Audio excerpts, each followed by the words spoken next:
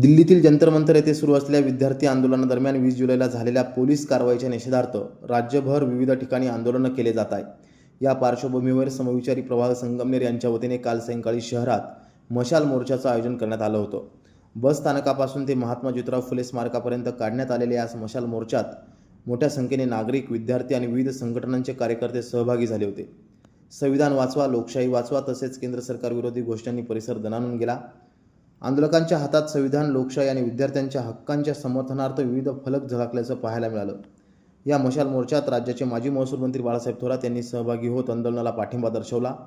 यावेळी त्यांनी माध्यमांशी संवाद साधताना सरकार हे आईसारखं असतं, जनतेच्या प्रश्नांकडे संवेदनशीलतेने पाहणं ही सरकारची जबाबदारी आहे। आंदोलन करणाऱ्या विद्यार्थ्यांवर अशा प्रकारची कारवाई ही लोकशाहीला शोभणारी नाही, अशा शब्दात केंद्र सरकारवर टीका केली। काय मागणी आहे आता या केंद्र सरकारच्या विरोधात?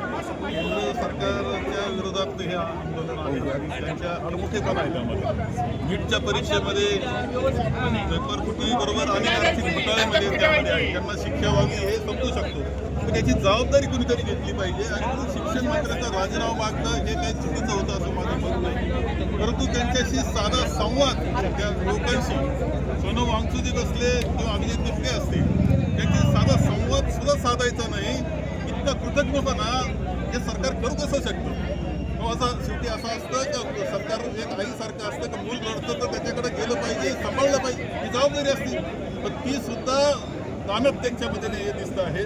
राहुलजी ज्या पद्धतीने आंदोलन करत होते, सभागृहात बोलता येत नाही, बाहेर आले, ते रस्त्यावर आले, आंदोलन करत होते, त्यांना ज्या पद्धतीनं उचललं, विरोधी पक्ष नेते आहेत देशाचे, अशा पद्धतीचं त्यांचे जे त्यांनी उचलले, त्यांना तिची अवहेलना त्यांनी केलेली आहे, ही या देशाच्या लोकशाहीला शोभणारी नाही, हे सुद्धा तितकंच खरं आहे। आणि त्यामुळे हे आंदोलन तर आहेच, नीट करता किंवा विद्यार्थ्यांकरता, युवकांच्या भवितव्याकरता, पण पुढच्या अनेक गोष्टी करता या सरकारचं जे काही वागणं आहे, या पद्धतीचं राजकारण आहे, याच्या विरोधात सुद्धा हे आंदोलन होणार याची शंका बाळगण्याचं काही कारण नाही। या मोर्चाचा समारोप शहरातील माळीवाडा येथील महात्मा ज्योतिराव फुले स्मारकाला पुष्पहार अर्पण करत राष्ट्रगीताने करण्यात आला।